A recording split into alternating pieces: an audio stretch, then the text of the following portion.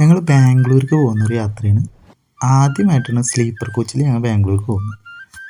ആദ്യമായിട്ടാണ് സ്ലീപ്പർ ബസ്സിൻ്റെ ഒരു ഉള്ളിൽ ഞങ്ങൾ കയറുന്നത് തന്നെ.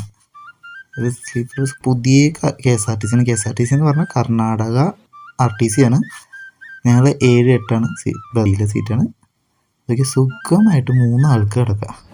2 ആളുടെ തരും സുഖമായിട്ട് 3 ആൾക്ക്.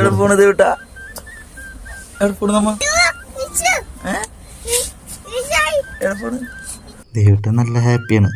ആള് സ്വന്തം നമ്മളെ വീട്ടിൽ എങ്ങനെയാണ് കിടക്കുന്നത് അതേപോലെ തന്നെയാണ്. ഇതിനുള്ള എല്ലാ സൗകര്യവും ഉണ്ട്. 2 ചാർജിങ് പോയിന്റ് ഉണ്ട്. പിന്നെ ഫോൺ ഹോൾഡ് ചെയ്യാനുള്ള ഫോൺ ഹോൾഡർ ഉണ്ട്.